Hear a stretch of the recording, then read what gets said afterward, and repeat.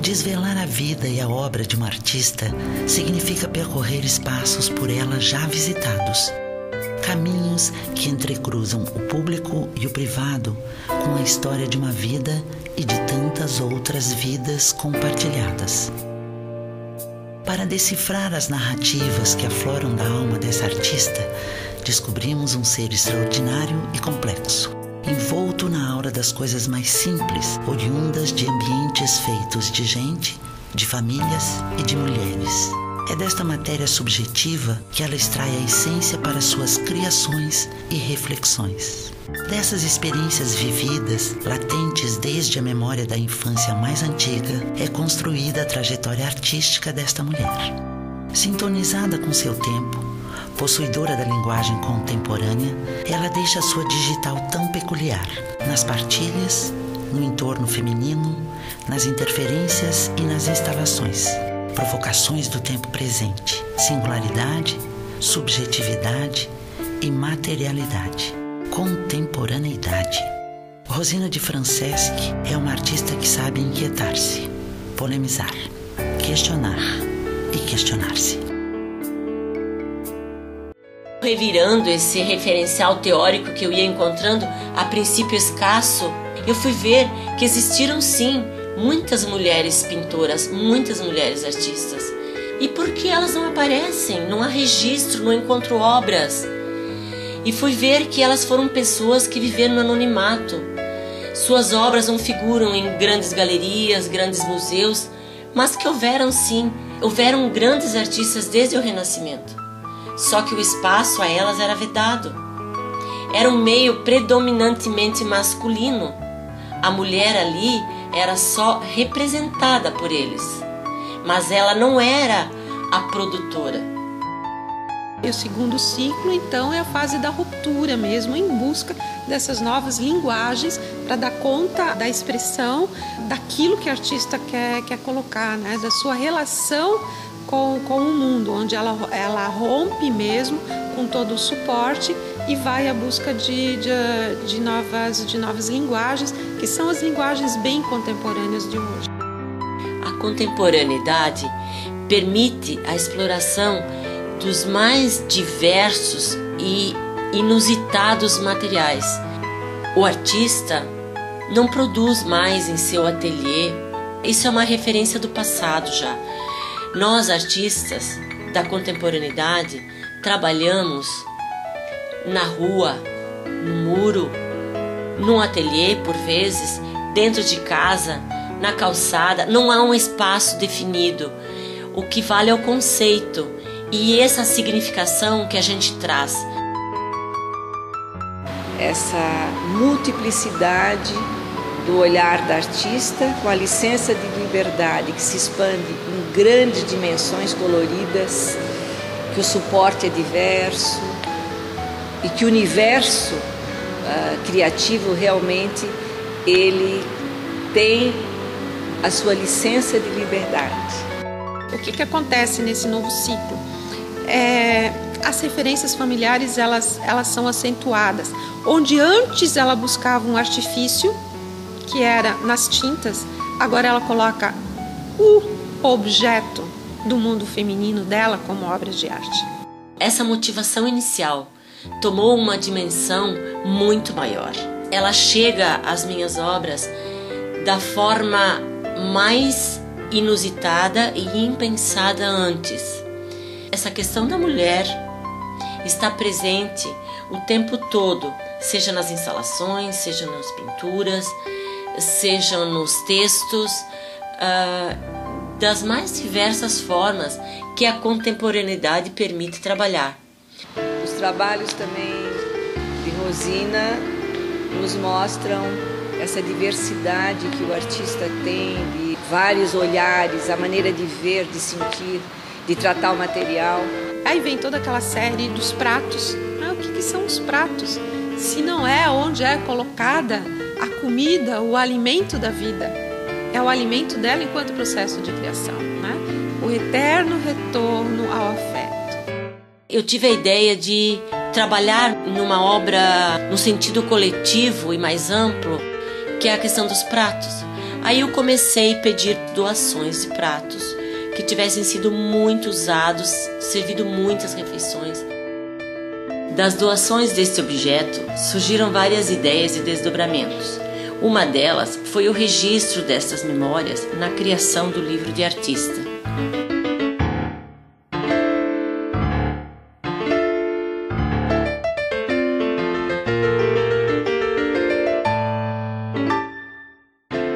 Citando especificamente uma obra desta artista, que é a interferência na cidade, onde ela escreve no concreto.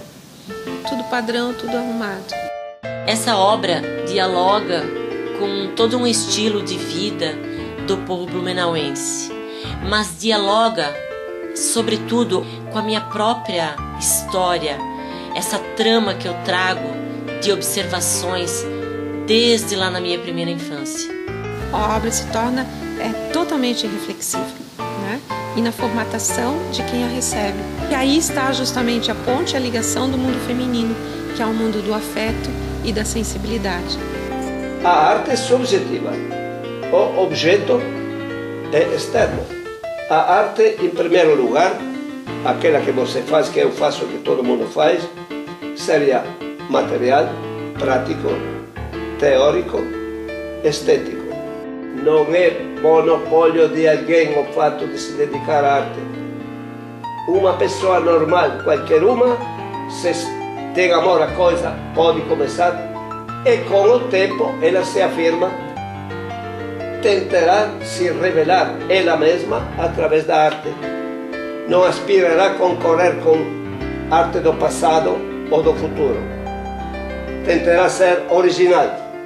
Num trabalho que eu acompanhei e percebi, entre as linhas e entre as palavras, numa instalação de um site específico feito no Sesc de Blumenau, há uns 3 anos atrás. Ela registra as passagens, registra todos os desejos de uma mulher que ficou no anonimato e relata nas paredes, que são impregnadas da vida dessas pessoas, dessa casa, porque na realidade é a história de todas as Marias que ficam nesse anonimato. Tomei conhecimento de uma mulher que viveu nesta casa, que ajudou a construir. Conhecendo essas memórias, eu descobri que passou uma vida no anonimato, mas era uma mulher que gostava de poesia, que tudo naquela casa remetia a ela, pela força do que ela deixou.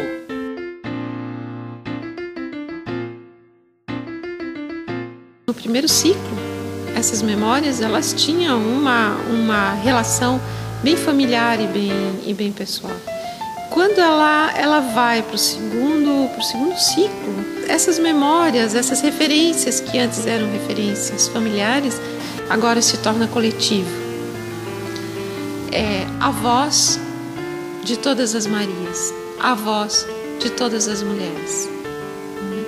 Onde que papel a mulher tem na sociedade? Que papel ela tinha ontem na sociedade? Que papel ela tem hoje? Né? Quem é essa mulher? O poema que eu entrecruzo com a história das memórias da casa é um poema de Guilherme de Almeida chamado Quarto de Hóspedes, que não por acaso ou por acaso é a própria peça da casa que me coube trabalhar, o que eu escolhi trabalhar.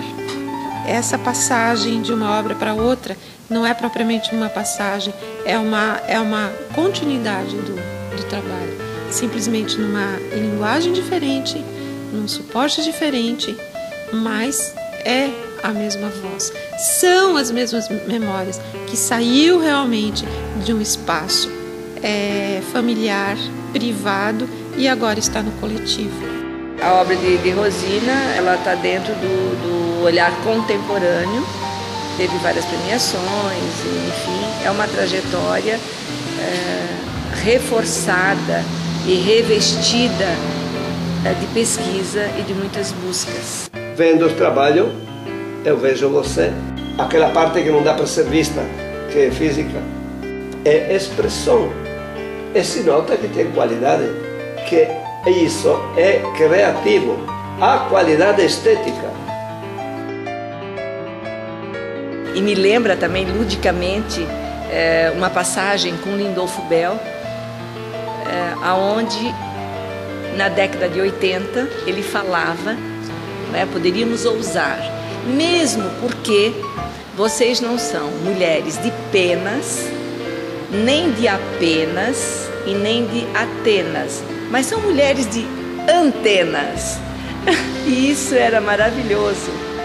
Penso ainda e tenho certeza que vamos ter muitas obras novas, muitos paradigmas ainda a ser rompidos, que essa artista ainda vai romper com certeza.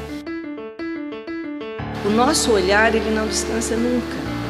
Então não tem este momento ou aquele. Nós estamos nesses momentos sempre. O nosso olhar, a nossa visualidade plástica, se a gente não está no ateliê, mas mentalmente nós estamos processando. São os momentos criativos, não é? E a gente passa a ser o coautor dessa obra também, quando se fala nela, porque você entra naquele objeto, naquele volume, naquela cor, e nessa história toda que é tão bonita, que é a história pintada por uma vida. E creio que nesse momento a Rosina, ela está realmente se debruçando diante dessa história tão bonita que ela está nos passando e deixando dos arquivos da história da arte catarinense. O tempo, os lugares, a afetividade. Uma dinâmica humana no entrejogo da individualidade e do coletivo. Trajetórias anônimas, trazidas e registradas em linguagens subliminares. Recônditos, espaços, vazios. Solidão e multidão. Muitos rostos, muitos nomes, muitas Marias.